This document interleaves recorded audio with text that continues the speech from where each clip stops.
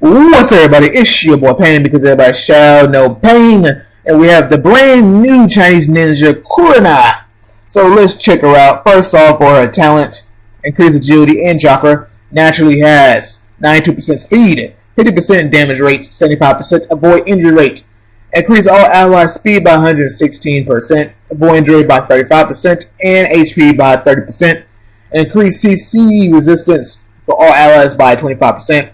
Reduce enemy support punch by 30%. After being hit, 40% chance to reduce enemy's fury by 30 points. And 300% hit rate. Immune to imprison, blind, and fury reduction.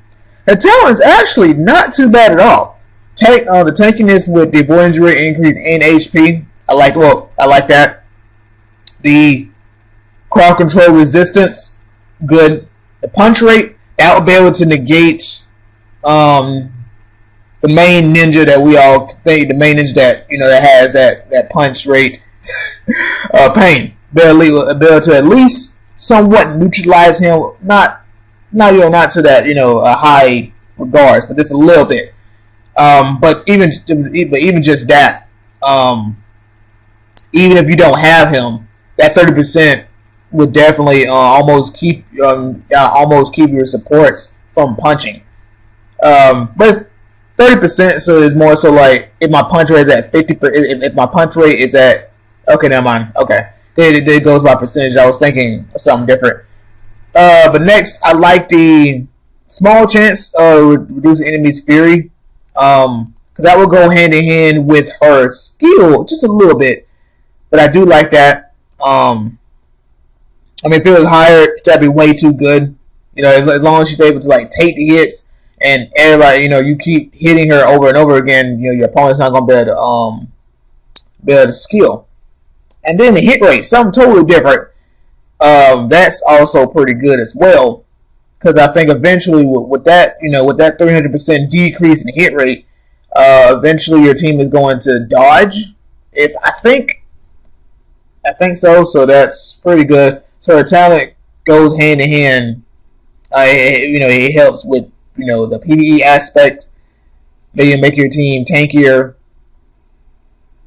and maybe the CC resistance depending on what PvE stage you're doing. But then the PvP, when it comes to the fury reduction and the support punch, the hit rates I don't know, because of the fact that I feel like the enemies in the PvE, their hit rate is a lot higher. So even though that 300% would affect them, it wouldn't. They'll still hit. They'll still hit you for normal damage. Okay, for a skill. So actually, let me scroll down just a tad bit so you guys can actually look at her picture. So let me do that real quick. Okay, give myself a little, give you a little look at her face.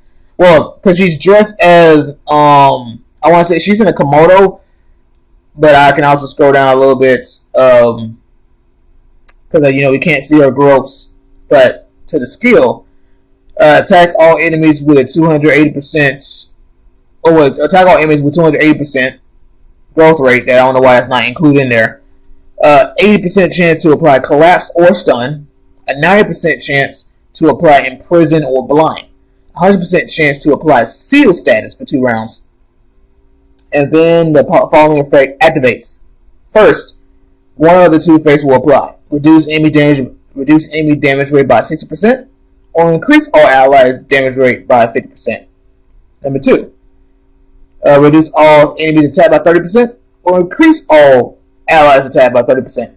And lastly, number 3, reduce enemy's vanguard defense by 100%, or increase self-defense by 500% for 2 rounds. Recover self-fury for 68 for herself, 30 for everybody else. Now, the 3 different it's 5 different CCs, but but she only can apply 3 at a time to the max. So that's pretty cool. Having 80%, 90%, and 100% of those CCs. But this is where you get the RNG factor. But it's not as bad as... Well, I wouldn't even say bad, because, Hiroko, he has the same RNG factor, but hers is very simplistic. Damage rate increase, damage rate decrease. Attack increase, attack decrease. The defense is either self-defense or the Vanguard's defense. Now, I like that. I like the third option because that would definitely help in PvE.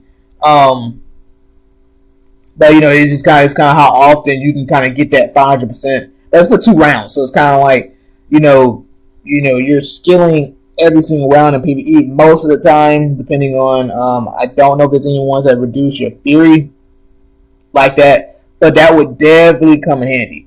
I mean, all of it does. I mean, damage rate, all this, is going to help in both aspects of PvE and PvP. It's just simple because it's only just three different ones rather than kind of like damage rate and then like or decrease success, something more different. So it's kind of like you either get something that's going to really help you or not really help you but still help in some kind of way, shape, or form. But overall, she's okay. She's actually not bad. A very simple ninja, I would say. I don't know. I mean, I can't say I would end up getting her, but I can't say it would be a skip because she would help.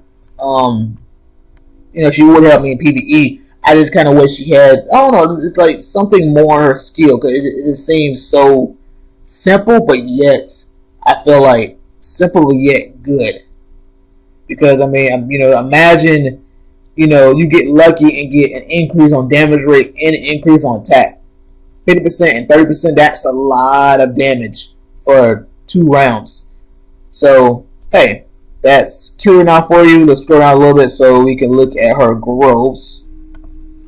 So she has 29,000 for force, 29.0. Chakra.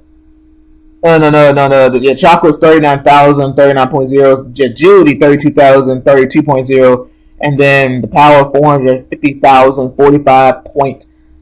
So yeah, that is pretty much it. Hope you guys enjoyed the video. Leave a comment. Don't forget to subscribe if you're new to the channel. Catch you guys later. Deuces.